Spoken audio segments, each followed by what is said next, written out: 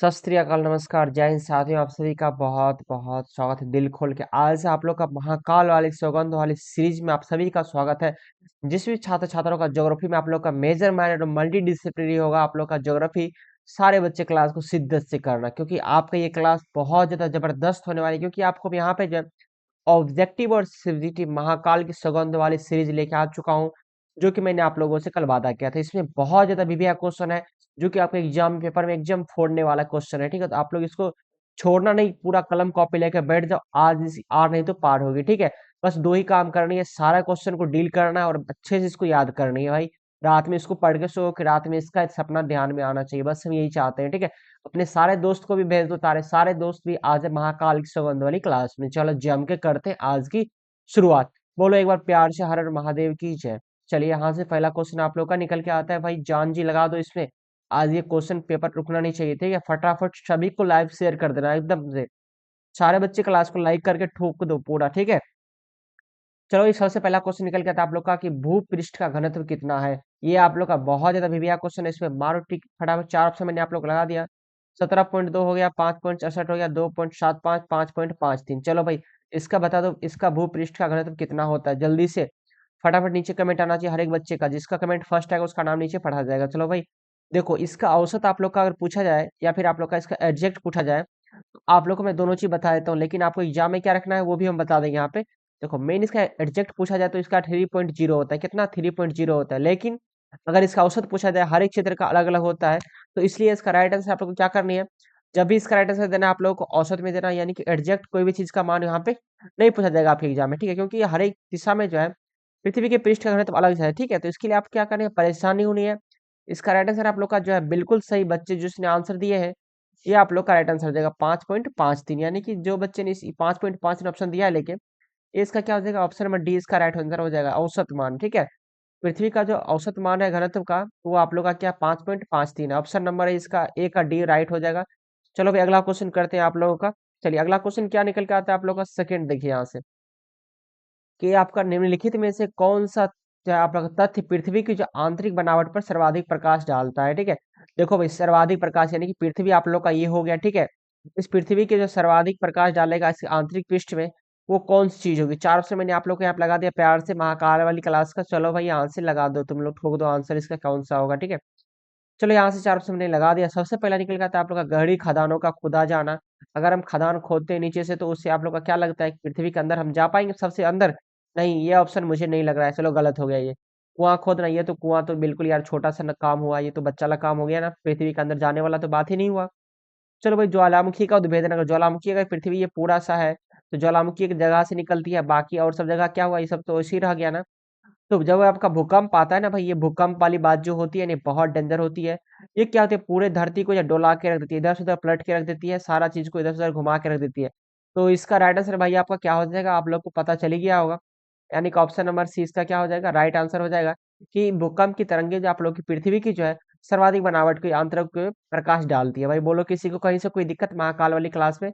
चलो भाई, आगे देखते हैं आप लोग का आगे क्वेश्चन क्या निकल के आता है। चलो, थर्ड क्वेश्चन ये मैंने आप लोग को हजारों बार करवा चुका हूँ। चलो भाई, आप लोग इसका आंसर राइट फटाफट कमेंट करो तो। आज देखता हूँ किस बच्चे का रिवीजन कंप्लीट हो चुका है। भाई नवीन, आप लोग का कहाँ हो, सारे बच्चे सेक हो गए।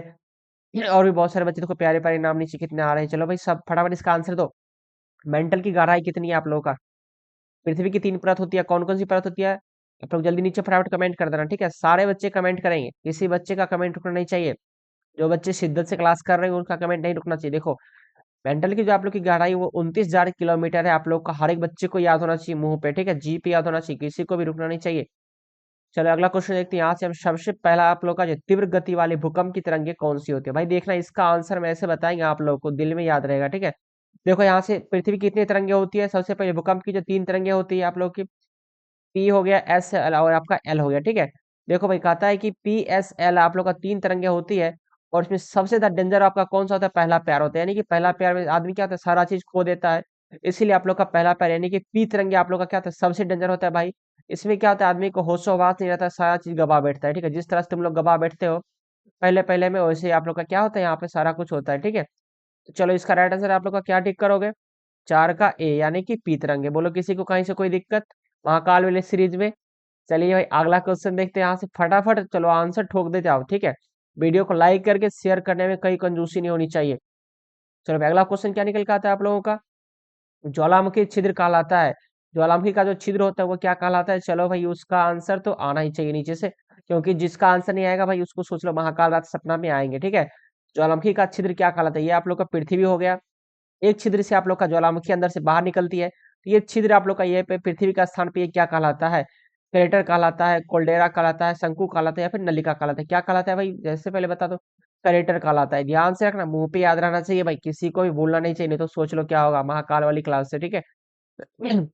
चलिए अगला क्वेश्चन देखते हैं। यहाँ से कहता है कि विश्व का सर्वाधिक ऊंचा शांत ज्वालामुखी क्या? शांत ज्वालामुखी और आप लोग का सक्रिय ज्वालामुखी क्या होता है? सो देखो, जैसे ये पृथ्वी हो गया, ठीक है, पृथ्वी, अरे यार गोल बन जाओ, ठीक है।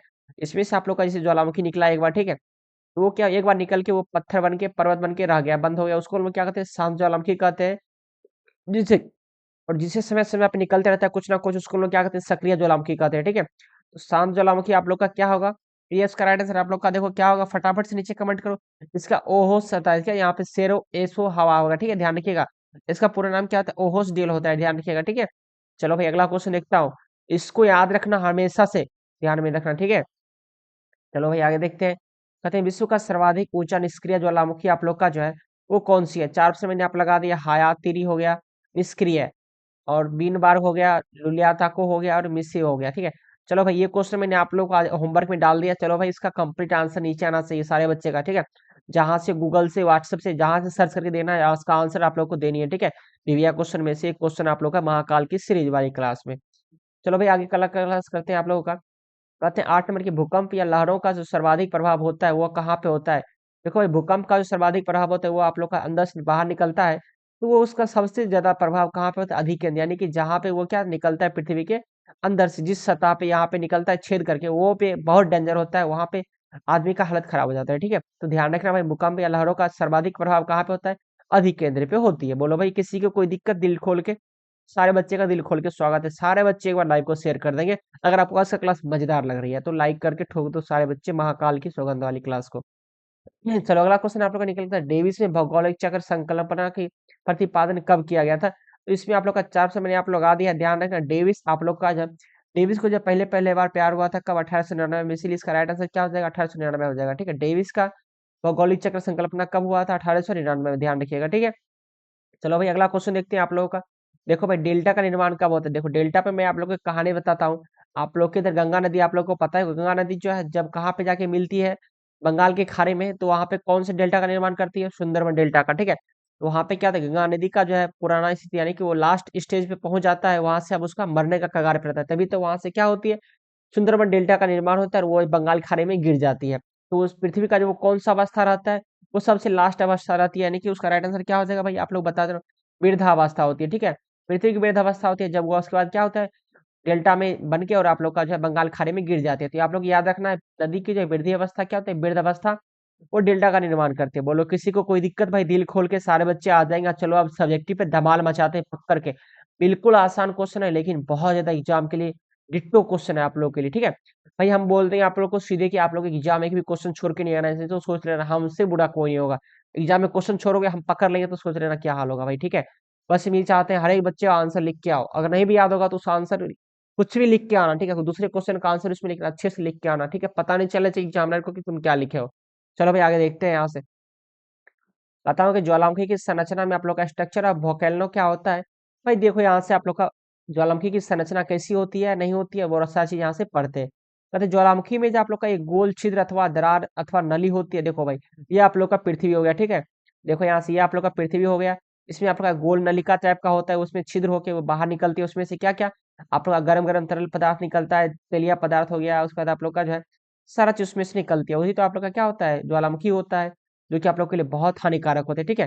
ध्यान रखना यहाँ से, सारे बच्चे को क्लास में याद हो जाएगा, इतना हम कंफर्म बोल रहे हैं आप लोग, बस आप लोग मेहनत शिद्दत से करते जाओ, ठीक है। मतलब इस नली का संबंध जो है पृथ्वी के अंदर की गहराई से होती है, जहां से गरम गरम तरल पदार्थ निकलते हैं, जैसे कि आप लोग का इस गरम गरम नली की तरफ से आप लोग क्या क्या निकलता है? लावा हो गया, तप्त गैसें हो गई, वाष्प हो गया, कठोर और ठोस पदार्थ आप लोग का जो है सब चीज अंदर से बाहर फेंकते रहता है, ठीक है। कहते हैं नली की मोटाई जो कुल आप लोग का 100 फीट से भी अधिक व्यास की नहीं होती है। यानी कि पतला नली भी नहीं होती और ज्यादा बड़ा नली भी नहीं होती, लेकिन फिर भी बहुत डेंजर होती है, ठीक है। कहते हैं इसे ज्वालामुखी नली कहा जाता है। आप लोग कहते हैं नली के ऊपर का भाग आप लोग का क्या कहलाता है, विविर कहलाता है। ध्यान रखिएगा, ये आप लोग का अगर नली हो गया, जैसे अंदर से आपका सब चीज निकल रहा है पृथ्वी के बाहर, तो ये आपका नली का जो है ना ऊपर का भाग क्या कहलाता है, विविर कहलाता है। कहते हैं उद्भेदन के समय कभी कभी ज्वालामुखी से निकलने वाला लावा ज्वालामुखी के समीप जमा हो, जैसे कि यहाँ से ये पृथ्वी पे निकल रही है, ठीक है। यहाँ से निकलते निकलते क्या इधर उधर आसपास में जमा हो जाता है, उसी को हम लोग क्या कहते हैं, हम लोग उसको क्या कहते हैं, उद्भेदन कहते हैं। ध्यान रखिएगा, ठीक है। कहते हैं क्रमशः जो उद्भेदन और लावा के जमा होते रहने से ऊंचे टीले का निर्माण हो जाता है, जिसे हम लोग क्या कहते हैं, भाई ज्वालामुखी कहते हैं। यानी कि अंदर से जो पदार्थ निकलते निकलते निकलते निकलते चारों तरफ जमा होते होते ऊंचा बन जाता है, उसी को हम लोग क्या कहते हैं, ज्वालामुखी बोलते हैं। बोलो भाई, किसी को कोई दिक्कत एक भी परसेंट का, किसी को भी कोई दिक्कत है तो हाथ खड़ा करो। ज्वालामुखी की संरचना में आपने आप बता दिया कि इस तरह से आप लोग का ज्वालामुखी निकलती है। फटाफट एक बार रिवीजन कर लेते हैं कि एक ज्वालामुखी जो पृथ्वी के अंदर से एक पाइप नली के द्वारा जो अंदर से बाहर निकलती है, और वो धीरे धीरे अपने आसपास यहाँ पे जमना शुरू हो जाती है, और धीरे धीरे यही बहुत बड़ा आकार ले लेता है। और इसी को हम लोग क्या कहते हैं, ज्वालामुखी कहते हैं। ज्वालामुखी में मुख्य रूप से गर्म गर्म तेलीय पदार्थ हो गया, ठोस पदार्थ हो गया, गैसें, विभिन्न प्रकार की हानिकारक गैसें, ये सब चीज निकलती है अंदर से। बोलो किसी को कोई दिक्कत, भाई महाकाल वाली सीरीज में जम के लगा दो नाकारा आप लोग का, हर हर महादेव का, ठीक है। चलो भाई अगला क्लास देखते हैं। यहाँ से अगला क्वेश्चन आप लोगों का, बहुत सारे क्वेश्चन मैंने रिवीजन के लिए लेके आ गया, सारे बच्चे यहाँ पे आ जाओ भाई, करते हैं माहौल धमाल मचा के, ठीक है। चलो अगला क्वेश्चन आप लोग का निकल करता है, ज्वालामुखी के कारणों का वर्णन करें, ठीक है। ज्वालामुखी के कितने कारणों किस वजह से आती है आप लोग का, ये चीज आप लोग यहाँ से करते हैं भाई। किसी को भी कोई दिक्कत तो नीचे कमेंट करके हाथ खड़ा कर देना, ठीक है। उसको पकड़ के लाएंगे यहाँ से हम, और उसको चाय पिला के भी हम देखो भी क्या करवाते हैं। कहते हैं कि ज्वालामुखी का जो आप लोग का प्रमुख कारण क्या क्या है, उसको देखो। कहते हैं पृथ्वी के भीतर आप लोग का जो गर्म भाग में जो है दरारों से होकर जब जल पहुंचता है, तो वह वाष्प में क्या होता है, परिणित होकर तीव्र गति से बाहर की ओर आना चाहता है, और इस प्रक्रिया में क्या होता है, पृथ्वी का पिघला हुआ पदार्थ भी बाहर निकलने का प्रयास करता है। भाई देख लो यहाँ से, इसको समझ लो कि आप लोग का ज्वालामुखी का क्या कारण होता है। जैसे देखो, जब यहाँ पर वर्षा हुआ या फिर किसी प्रकार का नाला का पानी हो गया, कोई भी चीज धरती के अंदर धीरे धीरे क्या होता है, प्रवेश कर जाता है अंदर तक, ठीक है। और आप लोग को पता है, वो पृथ्वी के अंदर एक बहुत ज्यादा क्या गर्म अवस्था में तेलीय पदार्थ घूमते रहता है, बहुत जब अंदर जाओगे तो वहां तक जब ये पानी गर्म पहुंचेगा, ठंडा पानी, तो नीचे क्या होगा, गर्म चीज है, तो गर्म में हुआ क्या, तो वाष्प बन जाता है। आप पानी जब गर्म होगा तो भाई नीचे तो नहीं जाएगा, ऊपर उठेगा, क्योंकि वो हल्का हो जाता है। तो वो जब हल्का होकर ऊपर भागना शुरू करता है, तो उसके साथ में अंदर का जो तरलिया पदार्थ है, वो सब चीज भी उसके पीछे पीछे भागना शुरू कर देती है। और वही चीज क्या होता है, जब पृथ्वी के बाहर निकल जाती है, तो वही क्या कहलाता है, ज्वालामुखी कहलाता है। वही किसी को कोई दिक्कत, कहते हैं कि वही आप लोग का साथ साथ जब निकलना शुरू होता है, और एक भयंकर क्या होता है, विस्फोट हो जाता है धरती के ऊपर, जिससे पिघला पदार्थ जो है छिद्र तथा दरारों से होकर बाहर निकलना शुरू हो जाते हैं, और वो चीज सफल हो जाते हैं। उसी से क्या होता है, आप लोग का ज्वालामुखी आता है, ठीक है, विस्फोट होता है। बोलो किसी को कोई दिक्कत है महाकाल वाली सीरीज में। चलो भाई अगला ऑप्शन इसका देखते हैं कि अगला रीजन क्या होता है ज्वालामुखी का। कहते हैं कि पृथ्वी के अंदर आप लोग का रासायनिक प्रक्रिया के फलस्वरूप जो है तापमान में वृद्धि होती है, और कहीं कमजोर परत पाकर पृथ्वी की बाहर भीतर की जो गैस होती है वो तरल बाहर निकलने लगता है। देखो भाई, आप लोग ध्यान रखना कि पृथ्वी का जो है जहाँ पे कमजोर सतह होता है, वहां से जो है आपका गर्म गर्म तैलीय पदार्थ क्या होता है, सीधे फाड़ के इसको बाहर निकल जाता है, ठीक है। तो जहां से बाहर निकलता है वो आप लोग का अधिक निकाल आता है, और जहां से आप लोग का ये क्रेटर से निकल के निकलता है। तो आप लोग को मैंने ऑब्जेक्टिव जस्ट कराया है ना, ध्यान रखना सारा चीज को एकदम कान में ध्यान रखना। कहते हैं पृथ्वी के भीतर रेडियो सक्रिय तत्व पाए जाते हैं, जो कि बहुत ही हानिकारक है, जिनके कहते हैं विघटन से क्या होता है, ताप उत्पन्न होता है। और क्या होती है सो देखना, आप यह भीतर चट्टानों को पिघलाकर जो है निकलने की कोशिश भी होती है, जिसे हम लोग ज्वालामुखी विस्फोट कहते हैं। भाई बोलो किसी को भी कहीं से कोई दिक्कत महाकाल वाली सीरीज का, ज्वालामुखी के मैंने 3 कारण बता दिया। चलो भाई अगला क्वेश्चन देखता हूँ। अब देखो भाई, भूकंप क्या होता है, ये अर्थक्वेक। आप लोग को तो पता है बचपन में, अभी भी आप लोग घर में जब सो रहे होंगे तो आप लोग अचानक हिलने डोलने लगते हैं और डर से भाग जाते हो घर से बाहर, भाई उसी को तो हम लोग क्या कहते हैं, भूकंप कहते हैं। तो भूकंप क्या कारण होता है, चलो भाई उसको जानते हूँ। सबसे बच्चे आप लोग लाइक कर देंगे क्लास को, और अपने दोस्तों में भी शेयर कर दो भाई जम के, इसको मिस नहीं करना चाहिए कोई भी बच्चे। चलो ठीक है, आगे देखते हैं भूकंप के प्रमुख कारण क्या क्या होती है। तो यदि किसी भाग में आप लोग का ज्वालामुखी विस्फोट हो, तो उस समय जब भूकंप होना अनिवार्य होता है। तो जब आप लोग का ज्वालामुखी के अंदर विस्फोट होता है, तो क्या होता है, अंदर का माहौल खराब हो जाता है, पृथ्वी जो है फटाफट अंदर से आना आवाज शुरू हो जाता है, जिसकी वजह से क्या है, भूकंप आना अनिवार्य हो जाता है। क्योंकि पृथ्वी के अंदर से बाहर आने वाला गर्म तरल पदार्थ क्या होता है, भूपटल को धक्का देता है, और धक्का देते हुए पूरा जोर से अंदर से बाहर निकालता है। देखिए आप लोग का भूकंप का कारण हो गया पहला कारण। चलो भाई दूसरा कारण क्या होता है, सो देखो। कहते हैं धरातल पर जो आप लोगों का चट्टानों में असंतुलन होना, आप लोग का एक ऐसा होने पे पृथ्वी के उस भाग में समस्थिति आ जाती है। देखो पृथ्वी के अंदर आप लोग को 3 प्लेटें हैं, आप लोग को पता ही होगा, तीनों प्लेट जब आपस में टकरा जाती है, कभी कभी 2 प्लेट, तो उसमें क्या होता है आप लोग का, उससे भी आप लोग का भूकंप आ जाती है। उसके बाद देखो यहाँ पे क्या लिखा है कि, सो देखिए कहते हैं कि असंतुलन हो जाएगा, जैसे अंदर का चट्टान हो गया या फिर बाहर का जैसे चट्टान हो गया, धरातल पर जो चट्टान है वो टकरा गई कभी कभी, तो ऐसा भी है। तो उसमें क्या होता है, आप लोग का पिघला हुआ पदार्थ वहाँ का जो अंदर का वो सब चीज़ बाहर निकलना शुरू होता है, जिससे कि पृथ्वी में धक्का लग जाता है अंदर से, और वहाँ से आप लोग का भूकंप आ जाती है पूरी पृथ्वी में, ठीक है? भाई देखो यहाँ से कहते हैं प्लेट सिद्धांत के अनुसार देखा जाए, विभिन्न प्लेटों का खिसकाव क्या धरातल पर भूकंप उत्पन्न करता है। अगर पृथ्वी पे अंदर जो है आप लोग का प्लेट खिसक जाती है तो उससे भूकंप का स्थिति बन जाती है। चलो अगला क्वेश्चन देखते हैं, भूपृष्ठ की चट्टानों पर तनाव या संपीड़न पड़ने से जो है चट्टानों की परतों में जो आप लोग का अवस्था आ जाती है, अव्यवस्था, जैसे कि आप लोग का अचानक कहीं पे दबाव पड़ गया, कहीं पे हल्का हो गया पृथ्वी, तो क्या होता है अचानक वो हिल डुल जाता है, इसी वजह से क्या होता है भूकंप आ जाते हैं। बोलो आप किसी को कहीं से कोई दिक्कत, पृथ्वी में भूकंप कैसे आती है, अपने भाई बहन सबको समझा दोगे? चलो भाई आप लोग अपने एग्जाम में भी लिख देना अच्छे से, ठीक है? भाषा बना के लिखना, पूरा किस्सा कहानी की जब भूकंप आया था तो ऐसे हुआ था, ऐसे हुआ था, सारा को एकदम किस्सा बना के लिख देना एग्जाम में, ठीक है? 5 मार्क्स लेना है तो 5 मार्क्स लेने के लिए किस्सा लिखना पड़ेगा, सीधे समझ लो, ठीक है? चलो भाई महाकाल वाली सीरीज में आप लोग का अपक्षय के कारणों का महत्व जानते हैं यहाँ से। चलो भाई आप लोग का थोड़ा सा टाइमिंग पहले देख लेता हूँ, कितना टाइम आप लोग का हो चुका है, ठीक है? मात्र 15 मिनट में मैंने आप लोग इतना चीज करवा दिया, सोचो भाई आप लोग को और क्या चाहिए। आप ये देखिए आगे का आप लोग का 4 नंबर क्वेश्चन है, उसके बाद आप लोग का जब 4 नंबर क्वेश्चन हो गया, उसके बाद देखो यहाँ से 5 नंबर क्वेश्चन हो गया। बस आप लोग ज्यादा क्वेश्चन में नहीं लेके नहीं आया, बस 5 नंबर क्वेश्चन तक ही लेके आओ। चलो भाई फटाफट से दोनों क्लास कर लेते हैं, फिर खाना खाने जाना है सारे बच्चों को, ठीक है? अभी किसी को भी नहीं रुकना है, सारे बच्चे पढ़ते जाओ चुपचाप आराम से। सारे बच्चे क्लास को लाइक शेयर करते जाएंगे, जिसमें कहीं से कोई दिक्कत नहीं होनी चाहिए, ठीक है? चलो भाई आगे देखते हैं कि अपक्षय का प्रभाव जो आप लोग का निम्न प्रकार से समझा जा सकता है। कहते हैं अपक्षय क्या था, अपक्षय कहता है टूटना बिखरना, कोई हम लोग क्या कहते हैं अपक्षय कहते हैं। कहते हैं अपक्षय का प्रभाव आप लोग निम्न प्रकार से समझा जा सकता है। कहते हैं कि अपक्षय की क्रिया से जो है चट्टानें ढीली हो जाती है, जब आपका टूटना फूटना शुरू हो जाता है तो चट्टानें क्या ढीली पड़ जाती है। जैसे कि देखो ये सख्त चट्टान है, इसके आसपास का सब चट्टान का बगल बगल टूटना शुरू हो गया तो वो क्या ढीली पड़ जाती है, और वो जब टूट टूट के क्या होता है छोटे छोटे टुकड़ों में विभाजित हो जाती है, और अंततः वह चूरमा बन जाती है, जिससे आप लोग का मिट्टी का निर्माण होता है। तो मिट्टी का निर्माण कैसे होता है आप लोग को पता चला यहाँ से कि पृथ्वी जो है वहां पे चट्टाने जो है क्या आप धीरे धीरे टूटना शुरू हो जाती है। कहते हैं सर टूटेगा कैसे, क्योंकि टूटने का देखो वर्षा पड़ेगा, धूप होगा, तो इससे क्या होता है उसमें धीरे धीरे पौधे का कण हो गया, उसमें पेड़ जन्मना शुरू हो जाता है, जिससे क्या होता है उसमें दरारें पड़ जाती है और वो धीरे धीरे टूट के मिट्टी बन जाती है। बोलो भाई किसी को कहीं से कोई दिक्कत अच्छा समझने में कि अच्छा क्या होती है? देखो यहाँ से दूसरा पॉइंट क्या निकल के आता है, कहते हैं अपर्दन में आप लोग का जन सहयोगी होता है, क्या थी अपक्षय, कहते हैं कि क्योंकि इसके द्वारा चट्टानों को तोड़ फोड़ कर ढीला कर दिया जाता है, जिसमें अपर्दन के कारक सरलता से परिवाहित होकर लेते हैं। जब ये पदार्थ ढोए जाते हैं तो अन्य पदार्थों को रगड़ कर एवं आपस में टकरा कर छोटा कर देते हैं, जिससे अपर्दन को गति मिलती है। देखो अपर्दन क्या होता है, सेम उसी प्रकार का चीज है जिसमें आप लोग का जो है पदार्थों का टूटना बिखरना चीज है। थर्ड पॉइंट देखो कहते हैं अक्षय द्वारा आप लोग को चट्टानों की टूट फूट होती रहती है, जो आप लोग का अपर्दन के कारकों द्वारा बाहर अन्यत्र जमा भी कराई जाती है, जिससे कि हम लोग धरातल समतल हो जाते हैं। देखो पृथ्वी पे आप लोग का मिट्टी का निर्माण कैसे होता है, अपर्दन क्या है, आप लोग अक्षय क्या है, सहज मैंने आप A to Z समझाने का प्रयास कर रहा हूँ। देखो भाई यहाँ से कहते हैं अक्षय से चट्टानों में विघटित होने के कारण धीरे धीरे खनिज क्या होते हैं ऊपर आ जाते हैं, जो अंदर का चीज है वो सब बाहर निकल जाता है पृथ्वी के, यानी कि चट्टान के अंदर जो चीज है वो बाहर निकल जाता है, जिससे कि हम लोगों को जड़ी बूटी हो गया या फिर कोई भी चीज हो गया, चट्टानों से या फिर पर्वतों से जो चीज मिलती है। अगला तो कहते हैं अपक्षय विभिन्न प्रकार के स्थलाकृतियों के निर्माण में सहयोगी होता है। कहते हैं कि अपक्षय के कारण से ये बहुत जगह का पृथ्वी का जो आकृति होता है, कहीं पे चौरस होता है, कहीं पे मैदानी क्षेत्र, कहीं पे पठारी क्षेत्र, कहीं पे किसी तरह का क्षेत्र होता है, तो वो सब डिपेंड करता है किस पे आप लोग का, वहां के पठारी क्षेत्र पे, वहां के पहाड़ी क्षेत्र पे, वहां के पहाड़ के अपक्षय का, ठीक है? चलो आज का लास्ट क्वेश्चन आप लोग का, जो बच्चे लाइक नहीं किए वो सारे बच्चे लाइक कर देना। चलो यहाँ से कहते हैं पर्दन से आप क्या समझते हो, what do you mean by erosion, ठीक है? देखो भाई यहाँ से आपका लास्ट क्वेश्चन आज का है, इसको करके हम लोग खाना खाने जाएंगे क्या, दिल से, ठीक है?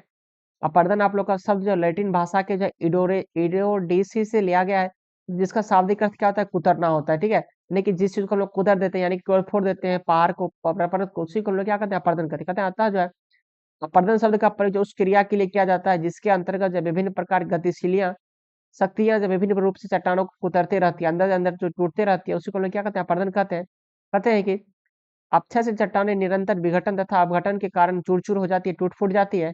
किसकी वजह से, अक्षय के कारण से। कहते हैं नदी, हिम नदी, वायु तथा सागरीय धाराओं द्वारा जो है आप लोग का शैल चूर्ण एक स्थान दूसरे स्थान तक पहुंचा, जिससे कि आप लोग का अचानक वर्षा होना शुरू हो गया, अत्यधिक वायु जोर जोर से हवा चलना शुरू हो गया, सागरीय पानी आ गया, तो इससे क्या होता है वहां का जो मिट्टी चूर्ण हो जाती है वो सब भस के एक जगह दूसरी जगह चल जाती है। कहते हैं परिवहन करते समय जो टुकड़े आपस में क्या होते हैं, टकराते जाते हैं, और इन सभी टुकड़ाओं में जो है क्या होता है धीरे धीरे वो धीरे धीरे छोटा छोटा कण होते होते छोटे छोटे छोटे छोटे छोटे छोटे बहुत छोटे गर्दे बन जाते हैं, और वो क्या होता है मिट्टी का निर्माण बन जाता है। बोलो किसी को कहीं से कोई दिक्कत?